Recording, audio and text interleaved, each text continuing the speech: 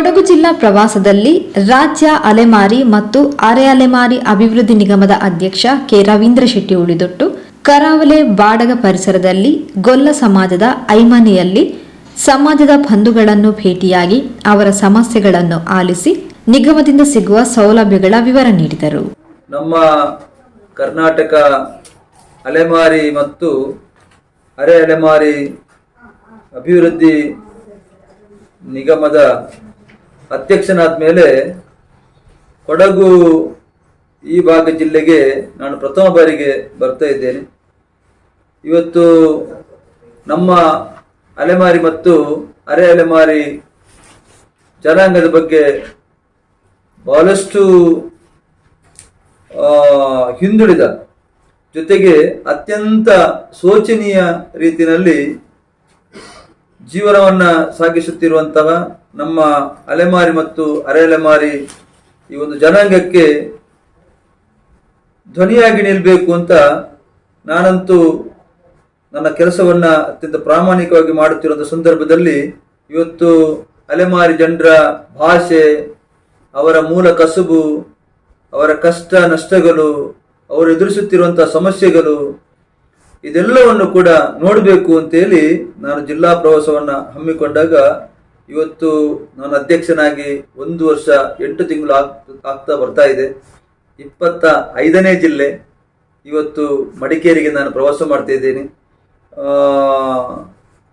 ಸುಮಾರು ಇಡೀ ರಾಜ್ಯದಾದ್ಯಂತ ಅಲೆಮಾರಿ ಜನರು ಕೊಡುವಂತಹ ಮಾಹಿತಿಯ ಪ್ರಕಾರ 75 ಲಕ್ಷ ಜನ ಇದ್ದಾರೆ ಅಂತೇಳಿ ತಿಳಿದು ಬರ್ತದೆ. ನಮ್ಮ ಈ ಭಾಗದಲ್ಲಿ, ನಮ್ಮ ಈ ಕೊಡಗುವಿನಲ್ಲಿ ನಮ್ಮ ಮೇಡಮ್ ತಿಳಿಸುವಂತೆ, ನಮ್ಮ ಜಿಲ್ಲಾ ವ್ಯವಸ್ಥಾಪಕರು ತಿಳಿಸುವ ರೀತಿಯಲ್ಲಿ 974 ಜನ ಇದ್ದಾರೆ ಅಂತ ಹೇಳ್ತಾರೆ ಅಂದಾಜು. ಅದಲ್ಲದೆ ಇವತ್ತು ಅಲೆಮಾರಿ ಮತ್ತು ಅರೆ ಅಲೆಮಾರಿ ಜನರು ನಾನು ಇವಾಗ ಬೇರೆ ಬೇರೆ ಜಿಲ್ಲೆಗಳಿಗೆ ಹೋದಾಗ ಎಷ್ಟು ಪ್ರತಿಭಾನ್ವಿತರು ಇದ್ದಾರೆ ಅಂತ ಹೇಳಿದ್ರೆ ಇದೆಲ್ಲದಕ್ಕೂ ಕೂಡ ನಮ್ಮ ಸರ್ಕಾರ ಮತ್ತು ನಿಗಮ ಅವರಿಗೆ ಒಂದು ಧ್ವನಿಯಾಗಿ ನಿಂತು ಅವರ ಒಟ್ಟು ಸರ್ವಾಂಗೀಣ ಅಭಿವೃದ್ಧಿ ಆಗಬೇಕು, ಅವರಿಗೆ ಮೂಲಭೂತ ಸೌಕರ್ಯ ಸಿಗಬೇಕು, ಅವರನ್ನ ಮುಖ್ಯವಾಹಿನಿಗೆ ತರಬೇಕು ಎಂಬ ನಿಟ್ಟಿನಲ್ಲಿ ನಮ್ಮ ಸರ್ಕಾರ ಮತ್ತು ನಮ್ಮ ನಿಗಮ ಕೆಲಸವನ್ನ ಮಾಡ್ತಾ ಇದೆ. ಮಾನ್ಯ ಮುಖ್ಯಮಂತ್ರಿಗಳಾಗಿದ್ದಂತ BS ಯಡಿಯೂರಪ್ಪನವರು ಯಾವ ರೀತಿ ಅಂತ ಹೇಳಿದ್ರೆ ಈ ಅಲೆಮಾರಿ ಮತ್ತು ಅರೆ ಅಲೆಮಾರಿ ಜನಾಂಗದ ವ್ಯವಸ್ಥೆ ದೇವರಾಜ ಅರಸು ಅಭಿವೃದ್ಧಿ ನಿಗಮದ ಜೊತೆ ಇತ್ತು. ಇದನ್ನ ಮಾನ್ಯ ಮುಖ್ಯಮಂತ್ರಿಗಳಾಗಿದ್ದಂತ BS ಯಡಿಯೂರಪ್ಪನವರು ಕಳೆದ ಬಾರಿ ಅದನ್ನ ಪ್ರತ್ಯೇಕರಿಸಿ ನನ್ನನ್ನ ಈ ನಿಗಮಕ್ಕೆ ಪ್ರಥಮ ಅಧ್ಯಕ್ಷನನ್ನಾಗಿ ನೇಮಕ ಮಾಡಿದ್ದಾರೆ. ನನಗಂತೂ ಬಹಳ ಖುಷಿ ಕೊಟ್ಟಿದೆ. ಯಾಕೆ ಅಂತ ಹೇಳಿದ್ರೆ ಈ ಒಂದು ಧ್ವನಿ ಇಲ್ಲದೆ ಇರತಕ್ಕಂತ ಜನರ ಒಂದು ಅಳಿದ ಸೇವೆಯನ್ನು ಮಾಡುವಂತ ಅವಕಾಶ ನಮಗೆ ಲಭಿಸಿದೆ. ಅದನ್ನ ಅತ್ಯಂತ ಜವಾಬ್ದಾರಿಯಿಂದ ನಿರ್ವಹಿಸುವಂತಹದ್ದು ನನ್ನ ಕೆಲಸವಾಗಿದೆ. ಆ ನಿಟ್ಟಿನಲ್ಲಿ ಇವತ್ತು ಬೇರೆ ಬೇರೆ ಕಡೆಗಳಿಗೆ ನಮ್ಮ ಅಲೆಮಾರಿ ಜನರ ಸ್ಥಿತಿಗತಿಗಳನ್ನ ನೋಡ್ತಿರುವಂತಹ ಸಂದರ್ಭದಲ್ಲಿ ಬಹಳಷ್ಟು ಚಿಂತಾಜನಕವಾಗಿ ಜೀವನ ಸಾಗಿಸ್ತಾರೆ. ಆ ಕಡೆ ಡೇರೆನೂ ಅಲ್ಲ, ಈ ಕಡೆ ಗುಡಿಸಲೂ ಅಲ್ಲ, ಆ ರೀತಿಯಾದ ಒಂದು ವ್ಯವಸ್ಥೆಯಲ್ಲಿ ವಾಸಸ್ಥಾನವನ್ನು ನಿರ್ಮಿಸಿಕೊಂಡು ಜೀವನ ಸಾಗಿಸುತ್ತಿರುವಂತಹದ್ದು ಬಹಳ ಬೇಸರದ ವಿಚಾರ. ಇವರಿಗೆ ಒಂದು ಸ್ವಂತ ನೆಲೆಯನ್ನ ಕಲ್ಪಿಸಬೇಕು. ನಾನು ಜವಾಬ್ದಾರಿಯನ್ನು ಸ್ವೀಕರಿಸುವಾಗ ಹೇಳಿದ್ದೆ, ಡೇರೆ ಮುಕ್ತ ಕರ್ನಾಟಕ ಮಾಡಬೇಕು ಅಂತ. ನಿಜವಾಗಿಯೂ ಈ ಕೆಲಸ ಆಗ್ಬೇಕಾಗಿದೆ. ಇದಕ್ಕೆ ನಮ್ಮ ಸರ್ಕಾರದ ವತಿಯಿಂದ, ನಮ್ಮ ನಿಗಮದ ವತಿಯಿಂದ, ನಮ್ಮ ಸ್ಥಳೀಯ ಆಯಾ ಜಾಗದ ಜನಪ್ರತಿನಿಧಿಗಳು ಯಾರಿದ್ದಾರೆ ಅವರ ನೆರವಿನಿಂದ, ಅಧಿಕಾರಿಗಳ ಸಹಕಾರದಿಂದ, ಜಿಲ್ಲಾಡಳಿತದ ಸಹಕಾರದಿಂದ ಈ ಕೆಲಸವನ್ನು ನಾವು ಮಾಡಬೇಕಾಗಿದೆ. ಇವತ್ತು ಬಹಳಷ್ಟು ಕಡೆ ನಾನು ಜಿಲ್ಲೆಯ ಪ್ರವಾಸ ಮಾಡಿದಾಗ ಹಲವಾರು ಕಡೆ ಇವತ್ತು ಸರ್ಕಾರಿ ಜಾಗದಲ್ಲಿ ನಾನು ಎಲ್ಲ ಜಿಲ್ಲೆಗಳ ಅಧಿಕಾರಿಗಳಿಗೆ ಕೂಡ ನಾನು ಪತ್ರ ಬರೆದಿದ್ದೇನೆ.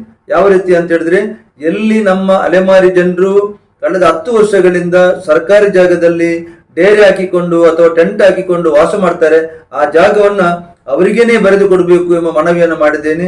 ಅದರ ಜೊತೆಗೆ ಅವರಿಗೆ ಏನು ಮೂಲಭೂತ ಸೌಕರ್ಯ ಬೇಕು, ಅದು ಶಿಕ್ಷಣಕ್ಕೆ ಸಂಬಂಧಪಟ್ಟದ್ದಾಗಿರ್ಬೋದು, ಆರೋಗ್ಯಕ್ಕೆ ಸಂಬಂಧಪಟ್ಟಂತ ಒಟ್ಟು ವ್ಯವಸ್ಥೆಯನ್ನು ಅವರಿಗೆ ಕಲ್ಪಿಸಬೇಕು ಎಂಬ ಮನವಿಯನ್ನ ಮಾನ್ಯ ಜಿಲ್ಲಾಧಿಕಾರಿಗಳಿಗೆ ನಾನು ಈಗಾಗಲೇ ಪತ್ರವನ್ನು ಬರೆದಿದ್ದೇನೆ. ಅದರ ಜೊತೆಗೆ ನಮ್ಮ ಸರ್ಕಾರಕ್ಕೂ ಕೂಡ ನಾನು ಏನು ಈ 25 ಜಿಲ್ಲೆಗಳಲ್ಲಿ ಪ್ರವಾಸ ಮಾಡಿದ್ದೇನೆ ಅದರ ವರದಿಯನ್ನ ಮಾಡಿ ಸರ್ಕಾರಕ್ಕೆ ಕೊಡುವವನಿದ್ದೇನೆ. ಒಟ್ಟಿನಲ್ಲಿ ಬರ್ತಕ್ಕಂಥ ದಿನಗಳಲ್ಲಿ ಈ ಅಲೆಮಾರಿ ಜನರು ಕೂಡ ಇತರ ಜನರಂತೆ ಜೀವನ ಸಾಗಿಸುವಂತ ಒಂದು ವ್ಯವಸ್ಥೆ ಕಲ್ಪಿಸಬೇಕು ಎಂಬ ನಿಟ್ಟಿನಲ್ಲಿ ನಾವು ಕೆಲಸವನ್ನ ಮಾಡ್ತಾ ಇದ್ದೇವೆ. ಈಗಾಗಲೇ ನಮ್ಮ ನಿಗಮದಿಂದ ಬೇರೆ ಬೇರೆ ಯೋಜನೆಗಳನ್ನ ಈ ಸಮುದಾಯಕ್ಕೆ ನಾವು ನೀಡ್ತಾ ಬಂದಿದ್ದೇವೆ. ಬಹಳ ಮುಖ್ಯವಾಗಿ ಸ್ವಯಂ ಉದ್ಯೋಗ ಸಾಲ ಯೋಜನೆ ಅಂತ ನಾವು ಕೊಡ್ತೇವೆ. ಸ್ವಯಂ ಉದ್ಯೋಗ ಸಾಲ ಯೋಜನೆಯಲ್ಲಿ ಒಂದು ಉದಾಹರಣೆಗೆ ಒಂದು 50,000 ಅಂತ ನಾವು ಒಬ್ಬರಿಗೆ ಸ್ವಯಂ ಉದ್ಯೋಗಕ್ಕೆ ಕೊಟ್ಟಾಗ ಅದರಲ್ಲಿ ಅವರು 40,000 ಮಾತ್ರ ನಮಗೆ ರೀಪೇಮೆಂಟ್ ಮಾಡಬೇಕಾಗ್ತದೆ. 10,000 ಅಲ್ಲಿ ಅವರಿಗೆ ಸಬ್ಸಿಡಿಯನ್ನು ಕೊಡ್ತೀವಿ.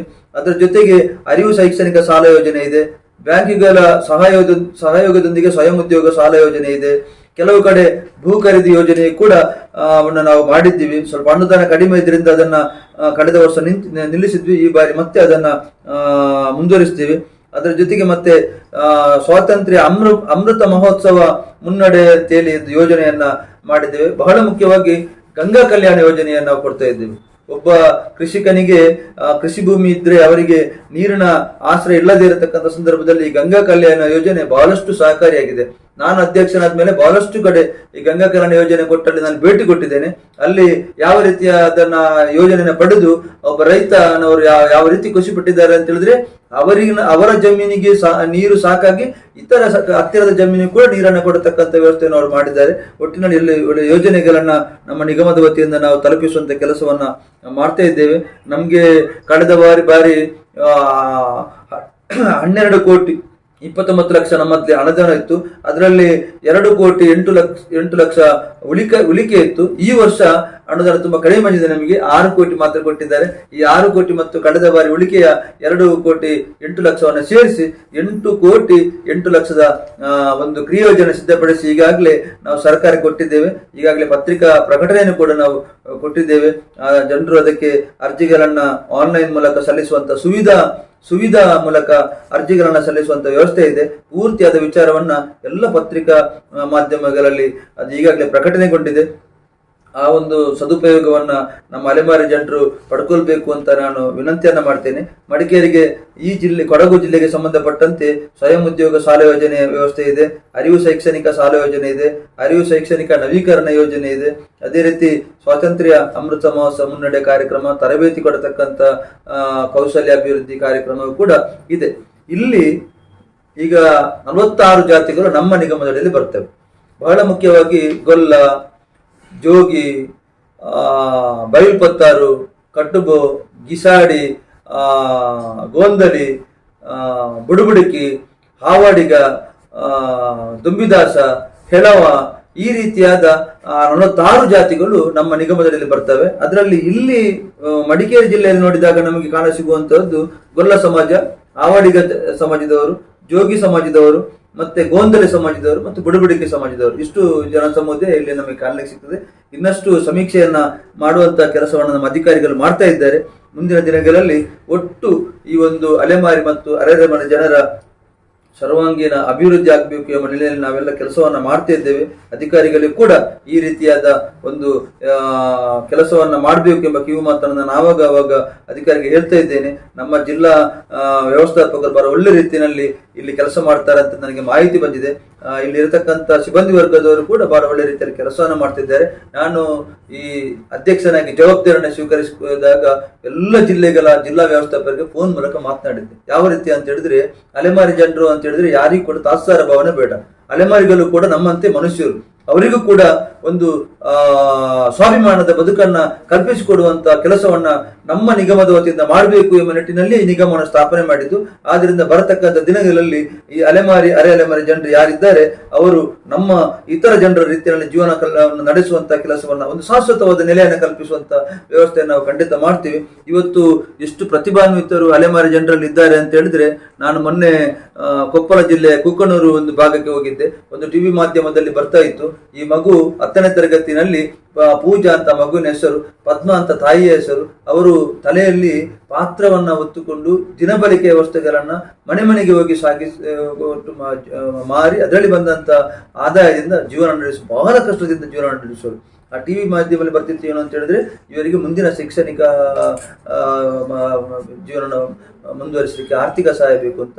ಇದನ್ನು ನಾನು ನೋಡಿ ಆ ಟಿವಿ ವಾಹಿನಿಯವರ ರಿಪೋರ್ಟರ್ಗೆ ಫೋನ್ ಮಾಡಿ ಅವರ ಮನೆಯ ವಿಳಾಸವನ್ನು ತೆಕೊಂಡು ನಾನು ಬರ್ತೇನೆ ಅಂತ ಹೇಳಿದೆ. ಆ ಪ್ರಕಾರ 1 ವಾರದ ಒಳಗಡೆ ಅಲ್ಲಿಗೆ ಹೋಗಿ ಆ ಮಗುವನ್ನು ದತ್ತು ಸ್ವೀಕಾರ ತಗೊಂಡು ಆ ಮಗುವಿಗೆ ಬೇಕಾದಂಥ ಎಲ್ಲ 1 ವರ್ಷದ ಶೈಕ್ಷಣಿಕ ವ್ಯವಸ್ಥೆಯನ್ನು ಮಾಡಿದ್ದೇನೆ. ನನ್ನ ನಿಗಮದ ವತಿಯಿಂದಲ್ಲ, ನನ್ನ ವೈಯಕ್ತಿಕ ನೆಲೆಯಲ್ಲಿ.